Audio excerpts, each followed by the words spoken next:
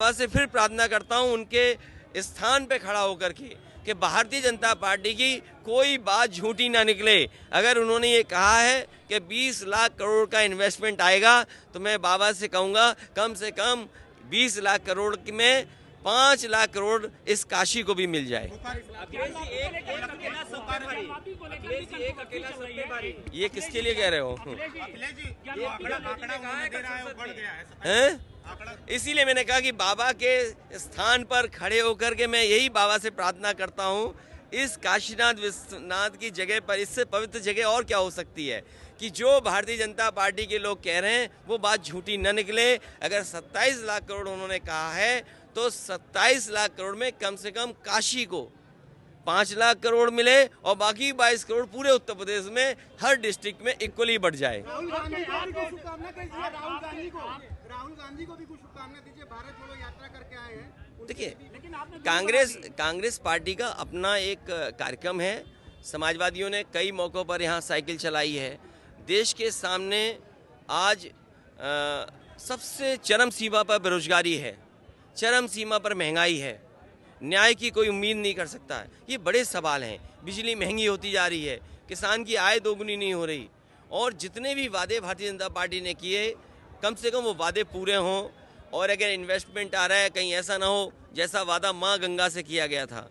माँ गंगा का आज बैक्टीरिया काउंट क्या है, COD क्या है, डिजोल्व ऑक्सीजन क्या है। अभी कुछ दिन पहले खबर आई थी, 3-4 दिन पहले, कि यमुना में मछलियाँ मर गईं। और याद रखना, पानी पहले मरता है तब मछलियाँ मरेंगी जाकर।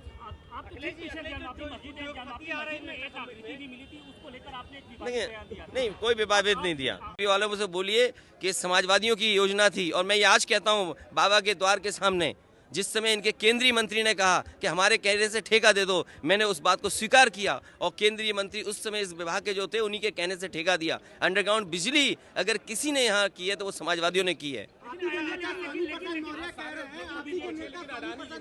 नहीं, उन्हें भी आना चाहिए था। देखो, मेरा एक साथी बहुत अच्छी बात बोल रहा है। देखिए, ये बुरा वक्त जब होता है तो उस समय असली दोस्त की पहचान होती है, और इसीलिए गाने बने हमारे यहाँ, दोस्ती हम नहीं छोड़ेंगे। न जाने कितने गाने बने हैं दोस्ती पर, और दोस्ती की पहचान बुरे वक्त पे होती है। इसलिए मैं कहूँगा बीजेपी के दोस्तों को अपने दोस्त की मदद करनी चाहिए, इस बुरे वक्त पे उसके साथ खड़ा दिखाई देना चाहिए। चाहे आपने गलत फैसले लिए हों, गलत फैसले लेकर के उनको बढ़ाया हो, अब आपकी जिम्मेदारी बनती है, क्योंकि SBI का पैसा डूबेगा, LIC का पैसा डूबेगा, आम जनता का पैसा डूबेगा। कम से कम अपनी पहचान ये दिखाइए कि वो आपके सच्चे मित्र थे, और सच्चे मित्र को उनके साथ खड़ा दिखाई देना चाहिए, तभी हम गाने गा पाएंगे, वो जोड़ी वाले जो भी होते हैं दोस्त के गाने। मोदी जी कह रहे हैं अकेले सब पे भारी। अरे यार, यहाँ अडानी सब पे भारी है, तुम कह रहे एक भारी है पूरे। देखिए, ये मैं आपसे कहता हूँ, सबसे कहता हूँ, धर्म जैसा है वैसा हमें स्वीकार करना होता है। हम उस पर कोई टिप्पणी नहीं कर सकते हैं। आज सवाल धर्म का नहीं है, सवाल इन्वेस्टमेंट मीट से नौकरी रोजगार का है। ये जो इन्वेस्टमेंट आ रहा है इसमें इंसेंटिव क्या देंगे? जो कारखाना उद्योग लगाने आ रहे हैं, आखिर उन्हें मिलेगा क्या? उन्हें मिलेगा क्या जब तक आप ज़मीन नहीं देंगे?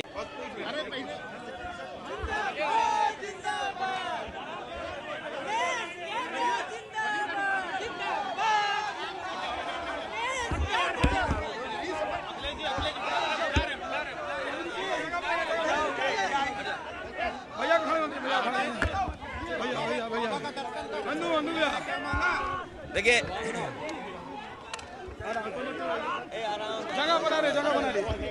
आराम। देखिए, बाबा का आशीर्वाद बना रहे, और बाबा का दर्शन हमेशा जब भी मुझे मौका मिला है मैंने किया है, और यही प्रार्थना करता हूँ कि आम लोगों का जीवन बेहतर हो। प्रार्थना यही करता हूं कि माँ गंगा का जो ओरिजिनल स्वरूप था वो बना रहे। आपने, कैसा लगा? देखिए, मैं अगर पत्रकार साथियों से कहूँगा सच्चाई दिखाएं तो आप सच्चाई जानते होगे।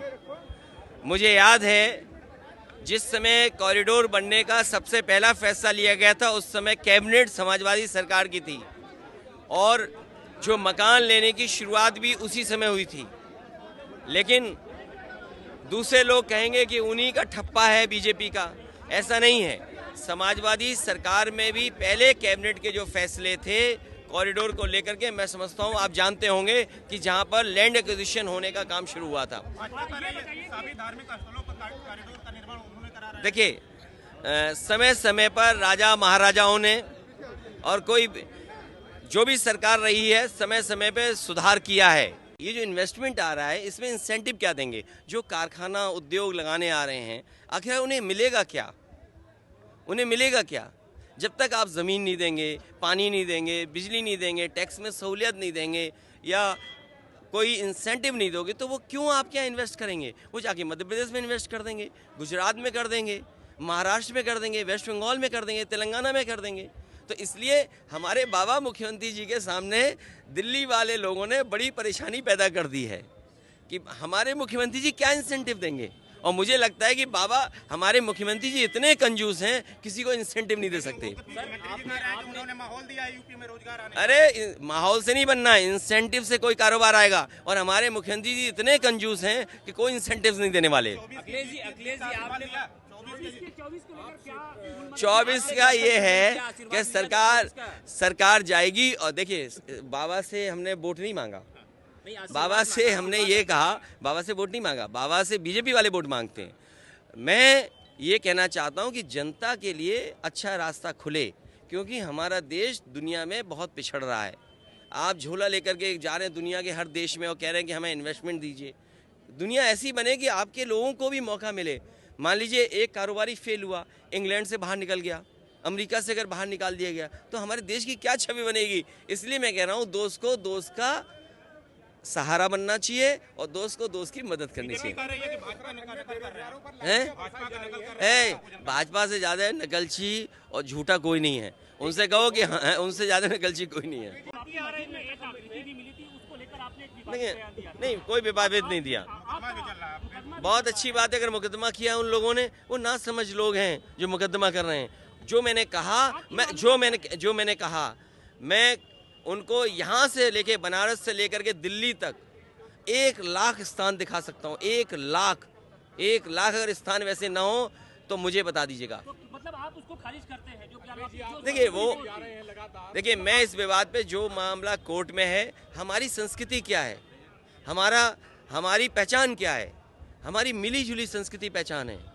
यहाँ पर गंगा जमुनी तभी तहजीब है कि जब हम एक दूसरे के साथ रह कर के खाना पीना उठना, भाषा, आप भाषा पे कैसे कह सकते हो कि इस भाषा में ये शब्द क्यों आ गए? आप स्टेशन क्यों बोलते हैं अंग्रेजी शब्द? आप हिंदी वाला शब्द क्यों नहीं बोलते हैं? आप राजधानी लखनऊ की जगह लक्ष्मणपुर होने वाला है। कुछ नहीं, ये फर्जी बातें हैं, फर्जी लोगों फर्जी काम करते हैं। और सुनिए, अरे एक मिनट, ये हमारा पत्रकार साथी सही कह रहा है। आप सोचिए बीजेपी के सबसे बड़े नेता अटल बिहारी वाजपेयी जी, और उनके गांव में जीरो बजट। क्या उम्मीद कर सकते हो आप? अटल बिहारी वाजपेयी जी पूर्व प्रधानमंत्री, कई बार के प्रधानमंत्री, उनके गांव का बजट जीरो। जो यूनिवर्सिटी उनके नाम पर प्रधानमंत्री ने शिलान्यास की थी वो डॉक्टर राम मनोहर लोहिया इंस्टीट्यूट में 9th फ्लोर में चल रही हो, और जो लोक भवन समाजवादियों ने बनाया हो वहाँ पर पूर्व प्रधानमंत्री अटल बिहारी वाजपेयी जी को अकेला खड़ा कर दिया हो, जो इंटरनेशनल स्टेडियम बनाया जो भगवान विष्णु के नाम पर था उसमें आपने प्रधानमंत्री जी का नाम जोड़ दिया, हमें कोई आपत्ति नहीं। लेकिन आपको शपथ करने के लिए भी कोई ऐसा स्थान नहीं मिला जहां आप शपथ ले सकते थे, आपको उसी स्टेडियम में आना पड़ा। अभी देखा होगा आपने, हमारे मुख्यमंत्री जी हाथ हिलाते हुए जा रहे थे, ऐसा लग रहा था ये क्रिकेट के यूनिवर्सिटी उनके नाम पर प्रधानमंत्री ने शिलान्यास की थी वो डॉक्टर राम मनोहर लोहिया इंस्टीट्यूट में 9th फ्लोर में चल रही हो, और जो लोक भवन समाजवादियों ने बनाया हो वहाँ पर पूर्व प्रधानमंत्री अटल बिहारी वाजपेयी जी को अकेला खड़ा कर दिया हो, जो इंटरनेशनल स्टेडियम बनाया जो भगवान विष्णु के नाम पर था उसमें आपने प्रधानमंत्री जी का नाम जोड़ दिया, हमें कोई आपत्ति नहीं। लेकिन आपको शपथ करने के लिए भी कोई ऐसा स्थान नहीं मिला जहां आप शपथ ले सकते थे, आपको उसी स्टेडियम में आना पड़ा। अभी देखा होगा आपने, हमारे मुख्यमंत्री जी हाथ हिलाते हुए जा रहे थे, ऐसा लग रहा था ये क्रिकेट के बहुत पुराने रिटायर्ड खिलाड़ी हैं। अरे भाई बल्ला उनको दे दो, बॉल हमें दे दो, अगर बीच का स्टंप ना उड़ा दे तो कहिएगा आप। राम के बाद लक्ष्मण पे भी आपत्ति हो गई। अरे भाई क्या कहते हो यार, हम तो राम लक्ष्मण जितने भगवान जितने, अभी देखिए अभी केस की बात कर रहे थे आप, जब मैंने ये कहा कहीं भी हम पूछते हैं हम लोग, मैं पेड़ को पूछता हूँ, जब मैं इसमें घुसा तो मैंने यहाँ के सिक्योरिटी और यहाँ के लोगों से पूछा कि ये जो पेड़ के लिए बनाया हुआ है इसमें पेड़ कौन सा लगाया है, कोई पेड़ का नाम नहीं बता पाया, लेकिन मैंने टूटी हुई पत्ती और एक आध पत्ती उगती हुई से लगा मुझे मोलसरी का पेड़ है। तो हम तो पेड़ की पूजा करते हैं, पानी की पूजा करते हैं, आग की पूजा करते हैं। अरे आप लोग हमारा काम कर दोगे तो हम आपकी पूजा कर देंगे। इस देश की पहचान भाईचारा है और दुनिया इस देश को मानती है कि यहाँ पर मिली जुली संस्कृति है, सब मिलकर के रहते हैं। तो अगर हमारी वो पहचान रहेगी तो हमारा देश और समाज आगे बढ़ेगा। अगर उसको कोई गंगा जमुनी तहजीब को ठेस पहुंचाता है तो हमारा समाज देश आगे नहीं बढ़ सकता। और इसीलिए बेरोजगारी है, इसीलिए महंगाई है। ये बीजेपी के लोग बेरोजगारी महंगाई का जवाब नहीं दे सकते। इनसे पूछिए सिलेंडर की कीमत क्या है, ये बोल पाएंगे क्या? इनसे पूछिए कि बिजली की कीमत क्या बढ़ाई, और हिस्ट्री उसको बर्बाद किया है। आप कहीं भी उन्हें देख लें, अगर कोई यहाँ आता है, किसी भी जगह जाता है तो वो अपनी पुरानी हेरिटेज देखना चाहता है कि उनके पूर्वजों ने किस तरीके से सजोया था। पूर्वजों की चीज़ों को हमें संरक्षण कर करके अगली पीढ़ी को और कैसे बेहतर करके देके जाएं, ये हमारी जिम्मेदारी बनती है। क्योंकि जब मैं दर्शन के लिए निकला, आपको याद होगा बाबा के पास एक बहुत ही प्राचीन वृक्ष था, वो किसने गिरा दिया? तो ऐसी बहुत सी चीज़ें हैं जिन पर उंगली उठाई जा सकती है, लेकिन अच्छा काम करते रहना चाहिए। और सवाल ये है कि जो हमारे धार्मिक स्थानों पे अगर इंफ्रास्ट्रक्चर बेहतर होगा तो चीज़ें अच्छी होंगी। लेकिन माँ गंगा की सफाई कहाँ हुई? और जिस नाव पर जिस शहर से निकले थे लोग, अगर 3 स्टार की कैटेगरी में वो शिप था तो क्या उसमें बाढ़ नहीं था? और माँ गंगा की सफाई बिना और नदियों की साफ नहीं हो सकती। गोमती नदी को साफ होना था, इन्होंने सफाई रोकी है। वर्णा नदी की सफाई हो रही थी। अगर आज ही अपना विकास दिखाना चाहते हैं तो वर्णा नदी पे जो समाजवादी सरकार ने काम शुरू किया था वो क्यों काम रोका इन्होंने? उसका जिम्मेदार कौन है? गोमती नदी को बर्बाद करने का जिम्मेदार कौन है? यमुना नदी को बर्बाद करने का जिम्मेदार कौन है? ये बीजेपी के लोग हैं जिन्होंने और नदियों को बर्बाद किया है। जो इतना बड़ा आयोजन इन्वेस्टमेंट मीट हो रही है, हमें खुशी है कि इन्वेस्टमेंट आए। मैं बाबा से भी प्रार्थना करूंगा कि बीजेपी के लोगों की कोई बात झूठी ना निकले। मैं बाबा से एक बार फिर प्रार्थना करता हूं, एक मिनट, मैं बाबा से फिर प्रार्थना करता हूं उनके स्थान पे खड़ा होकर के कि भारतीय जनता पार्टी की कोई बात झूठी ना निकले। अगर उन्होंने ये कहा है कि 20 लाख करोड़ का इन्वेस्टमेंट